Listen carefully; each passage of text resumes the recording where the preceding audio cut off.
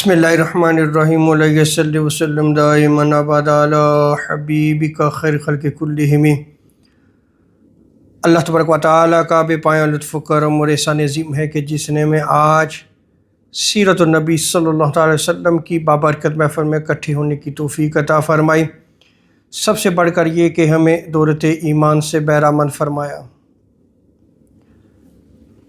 جب بندہ دوست و احباب کے ساتھ ہم مجلس ہو، ان کے ساتھ بیٹھک ہو، تو اس بندے کو چاہیے کہ وہ اپنے احباب کی رعایت کرے۔ یعنی اگر وہ دنیا کی بات کر رہے ہیں تو انہی کے ساتھ دنیا کی بات کی جائے، آخرت کی بات کرتے ہیں تو آخرت کی بات کی جائے، اگر وہ کسی کھانے کی بات کرتے ہیں تو کھانے کی بات کر لی جائے، کاروبار بزنس کی بات کرتے ہیں تو اسی گفتگو میں شامل ہو جانا، یہ آقا علیہ الصلوۃ والسلام کی سنت مبارکہ ہے۔ اور آقا علیہ الصلوۃ والسلام کی سیرت مطہرہ سے یہ بات واضح ہوتی ہے کہ آقا علیہ الصلوۃ والسلام اپنے ہم مجلس صحابہ کے ساتھ ان کی رعایت فرمایا کرتے تھے۔ جیسا کہ حضرت جابر رضی اللہ تعالی عنہ بیان کرتے ہیں کہ میں آقا علیہ الصلوۃ والسلام کی بارگاہ عالیہ مقدسہ میں 100 سے زائد مرتبہ بیٹھا ہوں، یعنی 100 سے زائد مرتبہ میں نے حضور صلی اللہ تعالی وسلم کی مجلس کو اختیار کیا ہے۔ اور آقا علیہ الصلوۃ والسلام کا حال مبارک یہ تھا کہ ہم جاہلیت کے اشعار جو ہے وہ بعض دفعہ ان اشعار کو پڑھتے، یا بعض مرتبہ ہم جاہلیت کی کوئی بات کرتے تو آقا علیہ الصلوۃ والسلام خاموش رہتے اور مسکرا دیتے، یعنی وہ شعر و شاعری بھی کر رہے ہیں، حضور کی مجلس ہے اور حضور کی مجلس میں وہ شعر و شاعری بھی کر رہے ہیں یا جاہلیت کی باتیں کر رہے ہیں،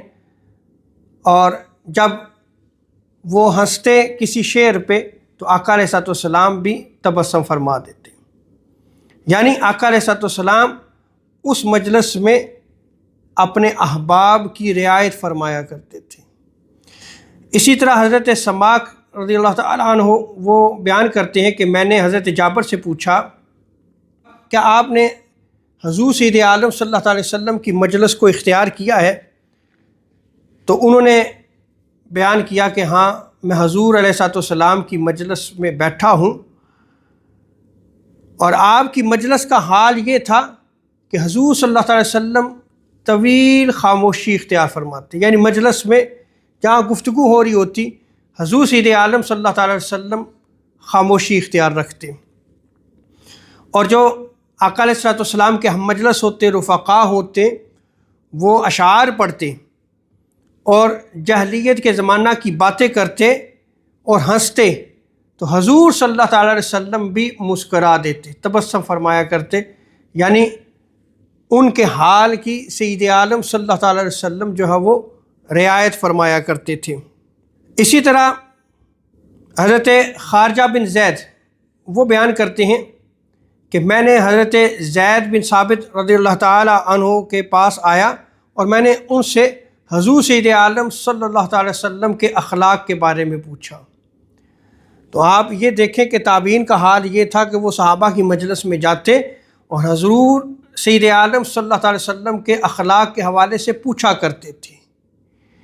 اور صحابہ کرام پھر آقا علیہ الصلوۃ والسلام کے اخلاق کو بیان کیا کرتے تھے۔ حضرت زید بن ثابت بیان کرتے ہیں کہ میں آقا علیہ الصلوۃ والسلام کا ہمسایہ تھا، اور جب آقا علیہ الصلوۃ والسلام پہ وحی نازل ہوتی تو میں آقا علیہ الصلوۃ والسلام کی مجلس میں حاضر ہو جاتا۔ آقا علیہ الصلوۃ والسلام بلاتے تو میں وہاں حاضر ہو کر اس وحی کو لکھ لیتا، اور جب ہم حضور سید عالم صلی اللہ علیہ وسلم کی مجلس میں بیٹھتے تو آقا علیہ الصلوۃ والسلام تشریف فرما ہوتے، اور ہم اگر دنیا کی بات کرتے تو سید عالم صلی اللہ علیہ وسلم بھی دنیا کا تذکرہ کرتے، اور جب ہم آخرت کی بات کرتے تو حضور سید عالم صلی اللہ علیہ وسلم آخرت کا تذکرہ فرماتے، اور جب ہم کھانے پینے کی چیزوں کا اس حوالے سے گفتگو کرتے تو حضور سید عالم صلی اللہ تعالی وسلم بھی اسی کا تذکرہ فرمانے لگتے۔ تو یہ سیرت مطہرہ سے میں نے چند پہلو آقا علیہ السلام کے اخلاق کے حوالے سے میں نے آپ کے سامنے رکھے ہیں کہ کیسے حضور سید عالم صلی اللہ تعالی وسلم جو حضور کی مجلس میں بیٹھا کرتے تھے، جو رفقا تھے،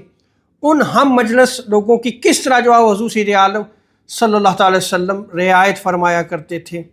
اللہ تبارک و تعالی ہمیں حضور سید عالم صلی اللہ تعالی وسلم کی سیرت مطہرہ پر عمل کی توفیق عطا فرمائے۔ وما علینا الا البلاغ المبین۔